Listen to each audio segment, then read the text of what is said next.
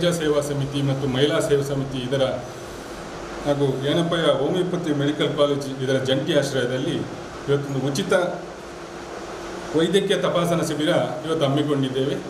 ಈ ಕಾರ್ಯಕ್ರಮಕ್ಕೆ ಬಂದಂಥ ಡಾಕ್ಟರ್ ಶಶಿಕಾಂತ್ ಇವರು ವೇದಿಕೆ ಬರಬೇಕಾಗಿ ವಿನಂತಿಸಿಕೊಳ್ಳುತ್ತೇನೆ. ಡಾಕ್ಟರ್ ಪ್ರಶಾಂತ್, ಡಾಕ್ಟರ್ ಕಿರಣ್ ಹಾಗೂ ಡಾಕ್ಟರ್ ಶ್ರೀಕುಮಾರ್, ಅದೇ ರೀತಿ ವಿನೋದ್ ಕುಂಬಳ, ನವಚೇತನ ಫ್ರೆಂಡ್ಸ್ ಕ್ಲಬ್ಬಿನ ಗೌರವಾಧ್ಯಕ್ಷರಾದ ವಿನೋದ್ ಕುಂಬಳ ಕೂಡ ವೇದಿಕೆ ಬರಬೇಕು. ಶ್ರೀಮತಿ ವೇದವತಿ, ಅಧ್ಯಕ್ಷರು ಮಹಿಳಾ ಸೇವಾ ಸಮಿತಿ, ಅವರು ಸಹ ವೇದಿಕೆ ಬರಬೇಕು. ಕಿರಣ್ ಕುಮಾರ್, ಅಧ್ಯಕ್ಷರು ಕೊರಗಜ್ಜ ಸೇವಾ ಸಮಿತಿ, ಇವರು ಸಹ ವೇದಿಕೆ ಬರಬೇಕು.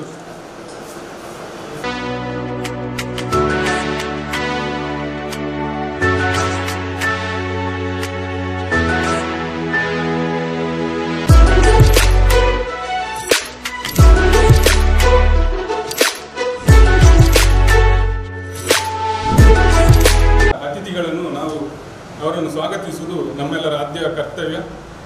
ಇವತ್ತಿನ ಈ ಉಚಿತ ವೈದ್ಯಕೀಯ ಶಿಬಿರಕ್ಕೆ ಆಗಮಿಸಿ ನಮಗೆ ಉಚಿತ ವೈದ್ಯಕೀಯ ಶಿಬಿರದ ಮಾಹಿತಿಯನ್ನು ಕೊಡಲು ಬಂದಿದ್ದಾರೆ ಡಾಕ್ಟರ್ ಶಶಿಕಾಂತ್. ಇವರಿಗೆ ನಮ್ಮ ಕೊರಗಜ್ಜ ಸೇವಾ ಸಮಿತಿ ಮತ್ತು ಮಹಿಳಾ ಸೇವಾ ಸಮಿತಿ ವತಿಯಿಂದ ಹೃದಯಪೂರ್ವಕವಾದ ಸ್ವಾಗತವನ್ನು ಕೋರುತ್ತೇನೆ. ಅದೇ ರೀತಿ ಡಾಕ್ಟರ್ ಪ್ರಶಾಂತ್, ಇವರಿಗೂ ಕೂಡ ಕೊರಗಜ್ಜ ಸೇವಾ ಸಮಿತಿ ಮತ್ತು ಮಹಿಳಾ ಸೇವಾ ಸಮಿತಿ ವತಿಯಿಂದ ಹೃದಯದ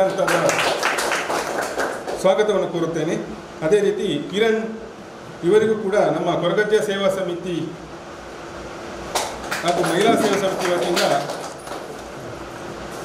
ಸ್ವಾಗತವನ್ನು ಕೋರುತ್ತೇನೆ. ಡಾಕ್ಟರ್ ಶ್ರೀಕುಮಾರ್, ಇವರಿಗೂ ಕೂಡ ನಮ್ಮ ಕೊರಗಜ್ಜ ಸೇವಾ ಸಮಿತಿ ಮತ್ತು ಮಹಿಳಾ ಸೇವಾ ಸಮಿತಿ ವತಿಯಿಂದ ಸ್ವಾಗತವನ್ನು ಕೋರುತ್ತೇನೆ. ಅದೇ ರೀತಿ ವಿನೋದ್ ಕುಂಬಳ, ಇವರನ್ನು ಕೂಡ ನಾನು ಆತ್ಮೀಯವಾಗಿ ಸ್ವಾಗತಿಸ್ತೇನೆ. ಶ್ರೀಮತಿ ವೇದವತಿ, ಅಧ್ಯಕ್ಷರು ಮಹಿಳಾ ಸೇವಾ ಸಮಿತಿ, ಇವರನ್ನು ಕೂಡ ಆತ್ಮೀಯವಾಗಿ ಸ್ವಾಗತಿಸ್ತೇನೆ.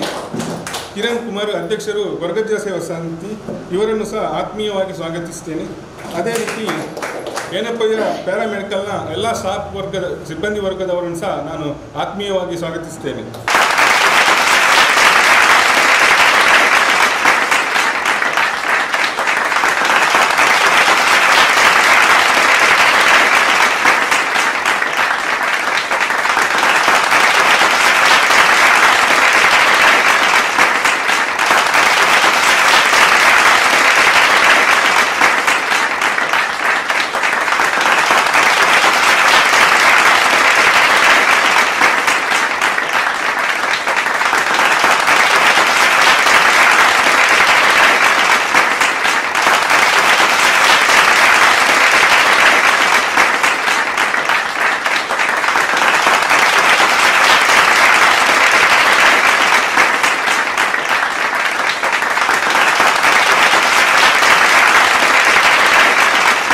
ಕೊರಗಜ್ಜ ಸೇವಾ ಸಮಿತಿ ಹಾಗೂ ಮಹಿಳಾ ಸೇವಾ ಸಮಿತಿ ಇದರ ವತಿಯಿಂದ ಇವತ್ತು ಹಾಗೂ ಏನಪ್ಪಯ್ಯ ಹೋಮಿಯೋಪತಿ ಮೆಡಿಕಲ್ ಕಾಲೇಜ್ ಆಸ್ಪತ್ರೆ ಇದರ ಜಂಟಿ ಆಶ್ರಯದಲ್ಲಿ ನಾವೊಂದು ಕೊರಗಜ್ಜ ಸೇವಾ ಸಮಿತಿಯ ವತಿಯಿಂದ ಇವತ್ತು ಉಚಿತವಾಗಿ ಒಂದು ಹೋಮಿಯೋಪತಿ ತಪಾಸಣಾ ಶಿಬಿರವನ್ನು ಏರ್ಪಡಿಸಿದ್ದಾರೆ.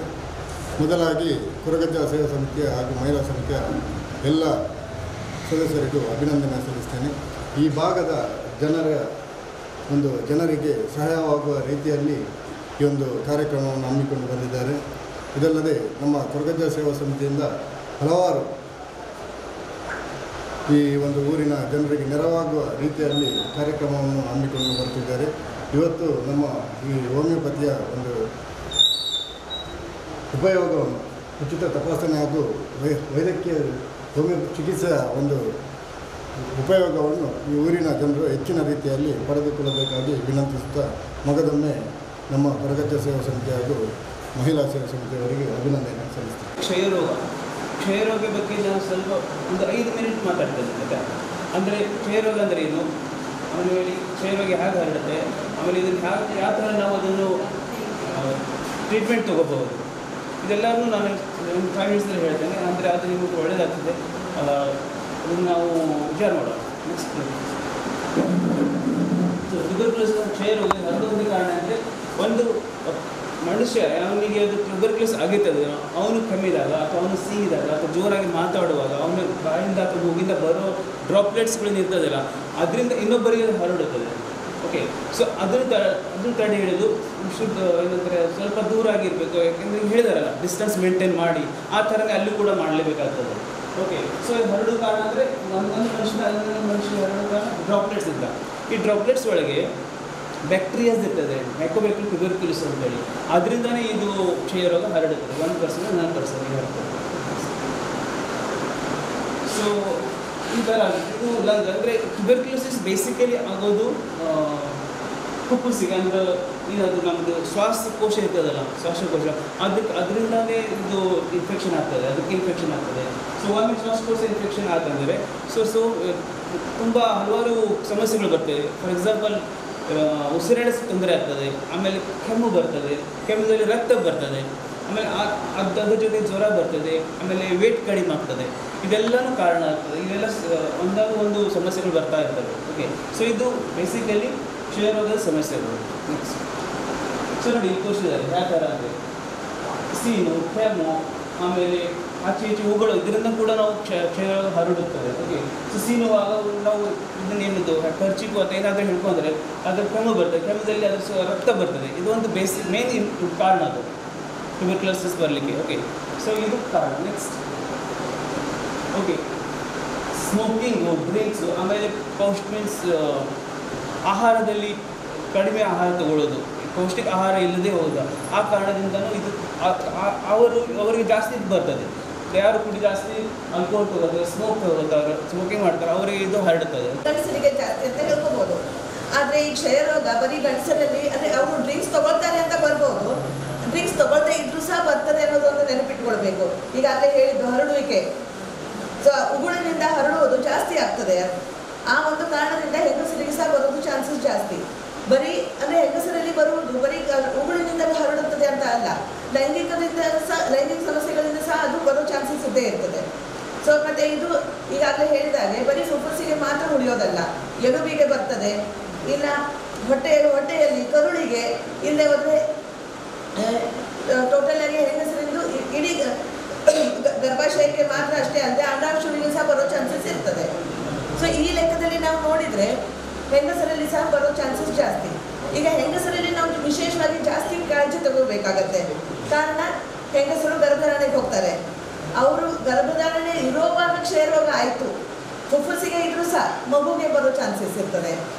ಅದನ್ನು ನಾವು ತಡೆಗಟ್ಟಬೇಕು. ಕಾರಣ ಹುಟ್ಟುವ ಮಗು ಹುಟ್ಟಿದಾಗಲೇ ಅದು ಕ್ಷಯರೋಗದಿಂದ ಹುಟ್ಟಿದ್ರೆ ಅದರ ಮುಂದೆ ಆರೋಗ್ಯ ಒಳ್ಳೆಯದಾಗಿ ಉಳಿಯೋದಿಲ್ಲ. ಸೊ ಬರೀ ಮಗು ಒಂದು ಮಾತ್ರ ಅಲ್ಲ, ಆ ಮಗುವಿನ ಆರೋಗ್ಯ ಸರಿ ಇಲ್ಲದೆ ಹೋದರೆ ತಾಯಿಗೆ ಸಹ ಸುಖ ಸಮಾಧಾನ ಇರೋದಿಲ್ಲ, ಮನೆ ಜನರಿಗೆ ಸಹ ಸಮಾಧಾನ ಇಲ್ಲ. ಸೊ ಹೀಗಾಗಿ ಇಡೀ ಮನೆಗೆ ಒಂದು ಕುಟುಂಬಕ್ಕೆ ಸಹ ಆರೋಗ್ಯ ಉಳಿಯೋದಿಲ್ಲ. ಆ ಒಂದು ಕಾರಣಕ್ಕೆ ನಾವು ಕ್ಷಯರೋಗ ತಡೆಗಟ್ಟಲೇಬೇಕು. ಈಗ ಮಹಿಳೆಯರಲ್ಲಿ ನಾವು ಹೇಳೋದಾದರೆ ಈ ಕ್ಷಯರೋಗ ಇದೆ ಅಂತ ಕಂಡುಹಿಡಿಯೋದು ತುಂಬ ಕಷ್ಟ ಆಗ್ತದೆ ಗರ್ಭಾಶಯಕ್ಕೆ ಬಂದಾಗ. ಕಾರಣ ಗರ್ಭಾಶಯಕ್ಕೆ ಕ್ಷಯರೋಗ ಆದಾಗ ಆ ಥರ ಇರುವ ಲಕ್ಷಣಗಳು ಮತ್ತು ಬಾಕಿ ಯಾವುದೇ ಬೇರೆ ಸಮಸ್ಯೆಗಳಿಂದ ಇರುವ ಲಕ್ಷಣಗಳು ಒಂದೇ ಕಾಣಿಸುತ್ತೆ. ಈಗ ನಾವು ಫುಫುಸಿಗೆ ಕ್ಷಯರೋಗ ಆದಾಗ ಯಾವುದೇ ಜನರಲ್ಲಿ ಫುಫುಸಿಗೆ ಕ್ಷಯರೋಗ ಇರುವಾಗ ಕೆಮ್ಮು ಜಾಸ್ತಿಯಾಗಿ ಕಾಣಿಸುತ್ತೆ, ಜ್ವರ ಇರ್ತದೆ.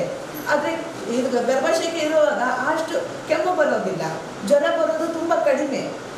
ಅವರಲ್ಲಿ ಪ್ರಾಬ್ಲಮ್ ಬರುವುದು ಮುಟ್ಟಿನ ಸಮಸ್ಯೆ ಮಾತ್ರ. ಮತ್ತು ಮುಟ್ಟಿನ ಸಮಸ್ಯೆ ಹಾಗೆ ಲೆಕ್ಕದಲ್ಲಿ ಬೇರೆ ಕಾರಣಗಳಿಂದ ಸಹ ಇರ್ತದೆ. ಈ ಲೆಕ್ಕದಲ್ಲಿ ಎಷ್ಟೋ ಮಹಿಳೆಯರು ತಪಾಸಣೆಗೆ ಹೋಗೋದಿಲ್ಲ.